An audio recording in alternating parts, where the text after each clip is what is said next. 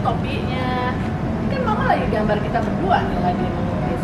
Oh iya, ini kayak pemandangan belakang ini. Ya, kok tahu sih? Ini mirip. Kamu sendiri ya? Bikin apa dong? Ini nulis laut pas malam-malam dengan jadi. Oh, bagus banget. Iya. Nanti kita pasang ya? Iya, Udah dipasang. jadi ya.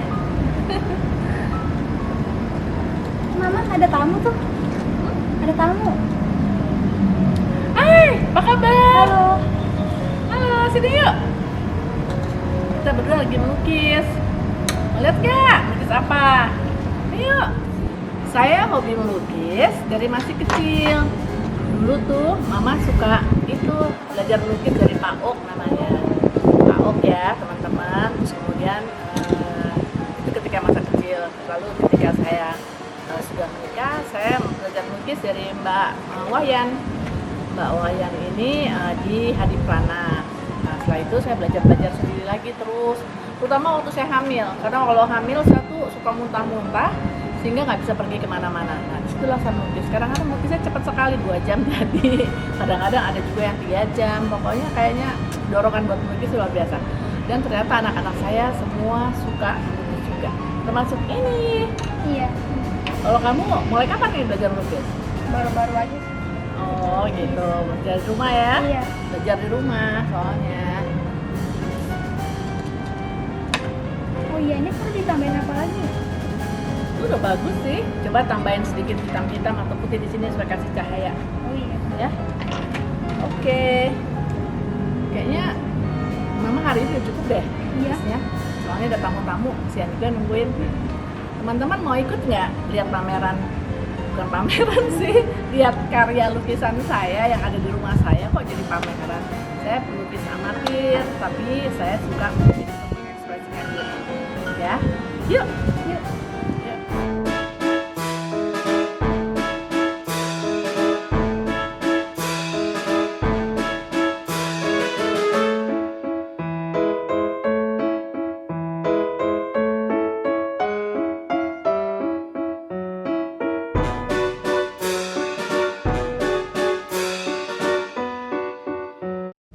Halo teman-temanku, tadi seperti saya sudah katakan, yuk kita ngintip ke koleksi lukisan-lukisan saya. Ya jumlahnya sih sebenarnya banyak apa enggak ya? Ya lumayan lah, tapi ini dibuatnya sejak bertahun-tahun yang lalu, terutama saat saya hamil. Kenapa? Karena saat saya hamil, saya itu muntah-muntah. Jadi karena muntah-muntah sering di rumah, karena itu mulai banyak melukis.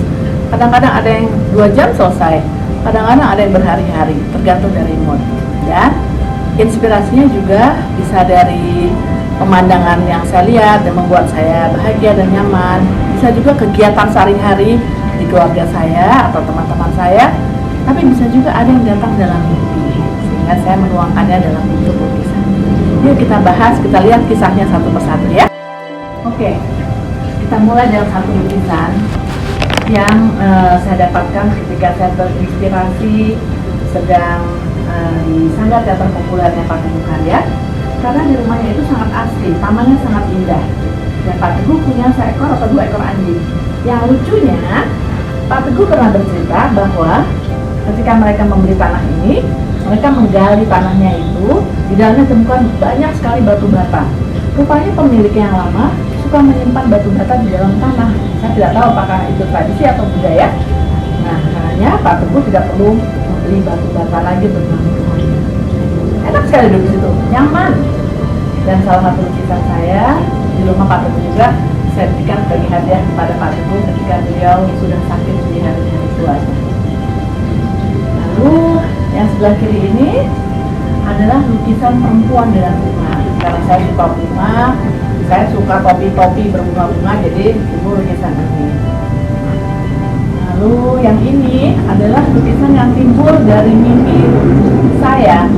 Karena saya bermimpi suatu malam saya berada di satu padang pasir yang kuning kemas-kemasan. Lalu di kejauhan saya melihat 2 buah gunungnya sama, kembar. Saya melihatnya dan saya rasanya nyata sekali mimpi itu. Kemudian saya berlari-lari menuju ke gunung itu. Nah, yang ini tadi salah satu inspirasi saya adalah melihat kegiatan. Ini adalah dapur di rumah saya yang lama di Kalibata, dan di sana saya dibantu oleh 3 orang mbaknya. Jadi yang ini Mbak Wati, yang ini Mbak Mina, dan ini adalah Mbak Prati, adiknya Mbak Wati. Jadi ketika saya melukis ini, saya melihat kesibukan mereka. Ada yang mencuci piring, ada yang menyapu, ada juga yang sedang entah apa itu, memasak-masak atau mencuci sesuatu sambil menonton televisi, karena ada televisi di belakang. Jadi mereka kompak sekali dan bekerja dengan senang, dengan happy. Itu menimbulkan inspirasi buat saya. Yang lucunya ketika lukisan ini jadi, Mbak Wati melihat dan Mbak Wati bilang, itu saya ya. Mereka cekikikan karena mereka senang sekali mereka menjadi tokoh-tokoh dalam lukisan saya.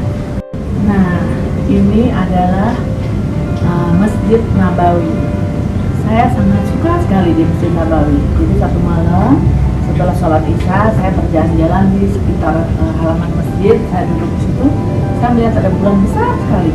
Rasanya bulan itu rendah dan bisa diraih. Sehingga ketika saya pulang ke Indonesia, saya gambar Masjid Nabawi. Tapi sekarang sudah tidak seperti ini karena sekarang sudah banyak ditambah dan direnovasi.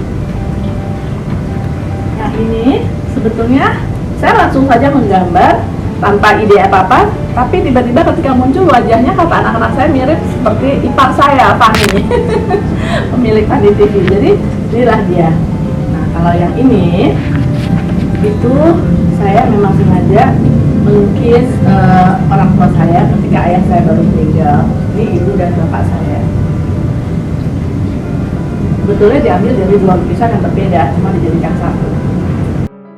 Nah, yang ini adalah suatu seperti benteng yang saya lihat ada di satu koran. Satu hari saya membaca koran, kalau nggak salah Penunggal Kompas atau Suara Pembaruan, lalu ada gambar benteng di korannya hari Sabtu atau Minggu.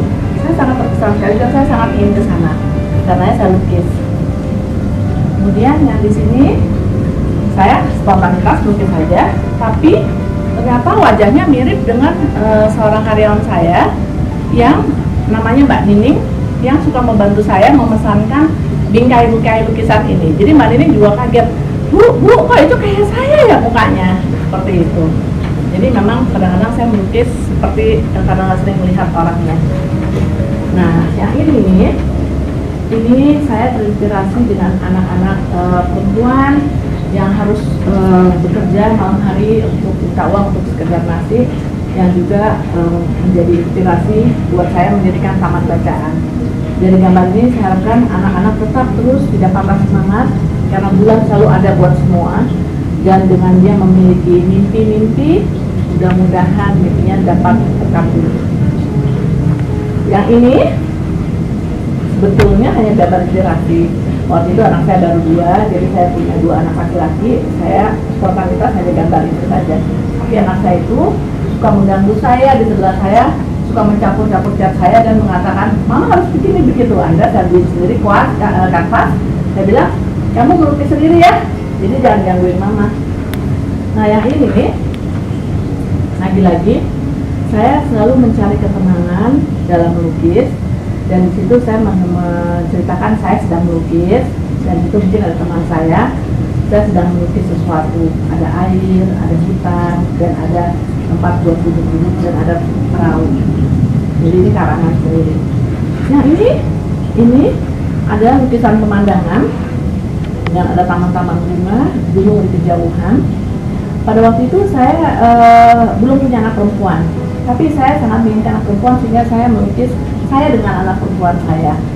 Anehnya, beberapa tahun kemudian saya benar-benar punya anak perempuan, dan saya melukis saya dengan anak saya di taman memakai topi juga.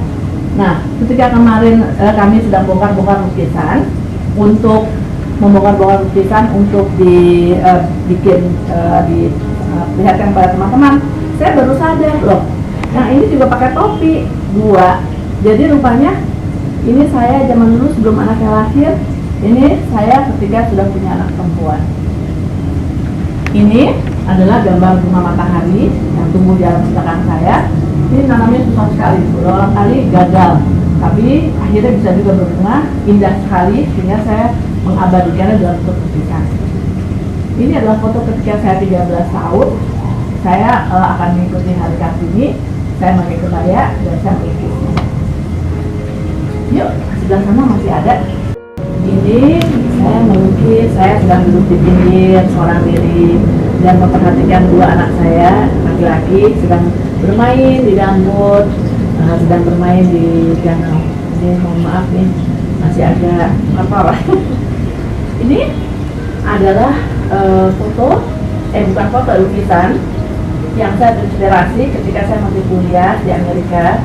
Di sana ada salju, sehingga saya juga punya pot merah dan saya mengabadikan dan bentuk lukisan. Ini lukisan bunga, saya suka sekali bunga ini, bunga lili, baunya wangi sekali karena itu saya lukis juga. Ya ini adalah dapur dari rumah saya yang di Pantai Mutiara. Walaupun saya sudah nggak tinggal di sana, tapi minimal saya masih punya gambar dapurnya. Ini lukisan bunga, ini juga lukisan anak perempuan. Nah, yang ini adalah lukisan yang juga saya dapat dari koran, karena saya melihat perjuangan para orang-orang yang harus mengungsi, para pengungsi. Kalau nggak salah ini ketika Rusia menjadi pemangsa Indonesia pecah menjadi beberapa negara. Nah, ini saya terinspirasi, kasihan sekali nenek ini harus bawa barang yang berat untuk pindah rumahnya dan mengungsi. Ya, itulah koleksi lukisan saya. Tapi masih ada satu yang terakhir. Lukisan ini saya ambil ketika saya terinspirasi saat saya pergi ke satu castle, satu istana di Prancis saat itu. Saya sangat kagum dengan lukisan-lukisan yang dibuat di sana. Dan akhirnya saya membeli kumpulan postcard dari putri-putri yang pernah tinggal di sana. Salah satunya akan saya buat lukisan, sehingga menjadi lukisan yang di atas ini.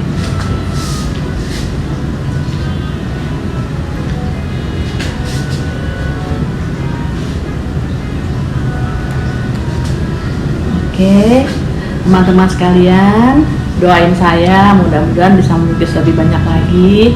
Tapi saya juga bingung, saya belum punya tempatnya, lagi mikir mau taruh di mana lukisan ini ya, takut rusak.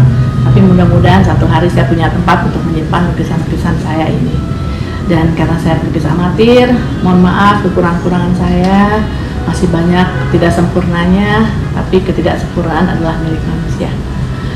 Makasih teman-teman, jangan lupa kalau suka video ini bisa like, comment, dan subscribe. Tolongin juga ya, bantu share, siapa tahu ada yang penggemar lukisan juga ya. Terima kasih, sampai jumpa di video-video berikutnya. Mari kita melukis.